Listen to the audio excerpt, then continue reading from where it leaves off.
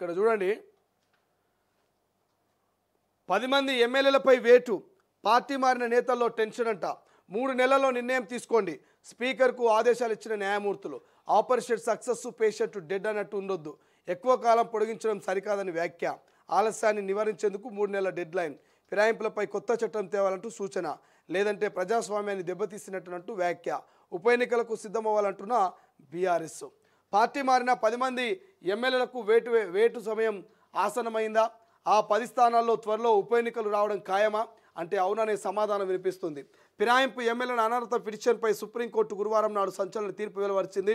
ఎమ్మెల్యేల అనర్హత పిటిషన్లకు సంబంధించి 3 నెలల్లోపు డెసిషన్ తీసుకోవాలంటూ స్పీకర్కు ఆదేశాలు జారీ చేసింది పార్టీ మారిన నేతలపై వేటు నిర్ణయాన్ని ఎక్కువ కాలం పొడిగించడం సమంజసం కాదంటూ వ్యాఖ్యానించింది ఆపరేషన్ సక్సెస్ పేషెంట్ డెడ్ అన్న సూత్రం వర్తించకూడదంటూ సిజేఐ నేతృత్వంలోని ధర్మాసనం తెలిపింది ఎమ్మెల్యేలు ఎవరైనా విచారణ ప్రక్రియను పొడిగించాలని స్పీకర్ను అడిగితే వారిపై ప్రతికూల నిర్ణయాలు తీసుకోవాలని సూచించింది రాజకీయ ఫిరాయింపులు జాతీయ స్థాయిలో చర్చనీయాంశంగా మారాయని వీటిపై పార్లమెంట్ చట్టం చేయాలని ధర్మాసనం సూచిస్తుంది దీన్ని అరికట్టకపోతే ప్రజాస్వామ్యం ప్రమాదంలో పడే అవకాశం ఉందని తెలిపింది దీంతో పార్టీ మారిన ఎమ్మెల్యేలో టెన్షన్ మొదలైంది సుప్రీంకోర్టు తీర్పుతో ఎమ్మెల్యే అనర్హత ఫిర్యాదులపై స్పీకర్ గడ్డం ప్రసాద్ కుమార్ ఎలాంటి నిర్ణయం తీసుకోబోతున్నారు అనేది రాష్ట్ర రాజకీయాల్లో ఉత్కంఠ రేపుతున్నది సో ఈ పార్టీ ఫిరాయింపు సంబంధించిన అంశం గత కొన్ని నెలల నుంచి నడుస్తున్నది దాదాపు ఏడాది అయిందనుకుంటా ఏడాదిన్నర కాలం నుంచి పార్టీ ఫిరాయింపుల అంశం చర్చనీయాంశంగా మారింది హైకోర్టుకు పోయారు మొదటగా బీఆర్ఎస్ పార్టీ నాయకులు మరి 10 మంది మీద అనర్హత వేటు వేయాలంటూ స్పీకర్ని కలిసారు ఆ తర్వాత హైకోర్టుకు పోయారు ఇక హైకోర్టులో కాదని చెప్పి సుప్రీంకోర్టుకు పోతే సుప్రీంకోర్టు ఏం చెప్పింది ఎక్కడ మొదలుపెట్టిందో మళ్ళీ అక్కడికే పంపించింది ఎక్కడ మొదలుపెట్టిరో వీళ్ళు నోటీసు ఎక్కడైతే స్పీకర్ని కలిసి స్పీకర్ను యాక్షన్ తీసుకోవాలని చెప్పేసి ఎప్పుడైతే చెప్పిరో మళ్ళీ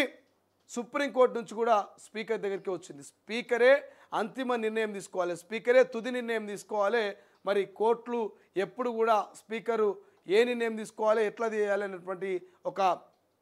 నిర్ణయాన్ని మేము చెప్పలేము స్పీకర్కి ఇది పూర్తి బాధ్యత ఉంటుంది స్పీకర్ సరౌండింగ్లో ఉంటుంది స్పీకర్ చేయాల్సినటువంటి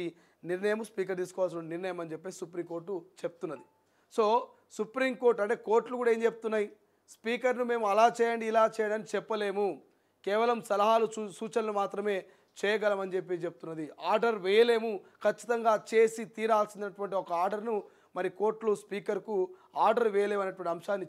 చెప్తూ మరి స్పీకర్ గారు 3 నెలల్లో మరి పార్టీ ఫిరాయింపు ఎమ్మెల్యేల మీద యాక్షన్ తీసుకుంటారా ఏం చేస్తారనేది ఒక నిర్ణయాన్ని వెలువరచాలని సుప్రీంకోర్టు నిన్న చెప్పింది సో దానికి సంబంధించిన అంశమే ఇక ఉప ఎన్నికలు అనివార్యమా 2023 ఎన్నికల్లో బీఆర్ఎస్ తరపున ఎమ్మెల్యేలుగా గెలిచిన తెల్లం వెంకట్రావుతో సహా మరి ఎవరైతే పోచారం శ్రీనివాస్ దాకా మరి వీళ్ళందరూ ఈ 10 మంది పార్టీ ఫిరాయించినటువంటి ఎమ్మెల్యేలు ఉన్నారు కదా వీళ్ళ మీద నిజంగానే స్పీకర్ 3 నెలల్లో యాక్షన్ తీసుకుంటాడా నిన్న స్పీకర్ గారిని కూడా కొంతమంది మీడియా మిత్రులు సంప్రదిస్తే ఏమంటున్నారు స్పీకర్ గారు న్యాయ సలహాలు తీసుకుంటాను సుప్రీంకోర్టు ఇచ్చినటువంటి ఆ తీర్పు నాకు చేరిన తర్వాత నేను ఆ నోటీసులు తీసుకున్న తర్వాత న్యాయ సలహాలు తీసుకొని ఈ పార్టీ ఫిరాయింపుల మీద ఒక యాక్షన్ తీసుకునే అవకాశం ఉందని ఆయన చెప్తున్నటువంటి పరిస్థితి బట్ పార్టీ మారిన 10 మంది ఎమ్మెల్యేలు అయితే కొంత భయపడుతురట ఎందుకు భయపడుతురు ఏం జరుగుతుందో ఎట్లా జరుగుతుందో మా మీద నిజంగానే వేటు పడుతుందేమని చెప్పేసి వీళ్ళందరూ కూడా భయపడుతురట నిన్న ఆర్కేపూడి గాంధీ జనహిత పాదయాత్ర పరిగిలో కలిసిండు పోయికి ఇట్లా మైకు పెట్టినాం ఏం సంగతి సార్ ఎట్లా వచ్చిరు పాదయాత్ర ఎట్లా నడుస్తుందంటే నాకేం తెలియదు మా మిత్రుడు ఆయన ఉంటే ఆయన కలవనికి వచ్చినా నాకు ఈ పాదయాత్ర గురించి తెలియదు అని చెప్పేసి చెప్తున్నా అంటే పార్టీ మారిన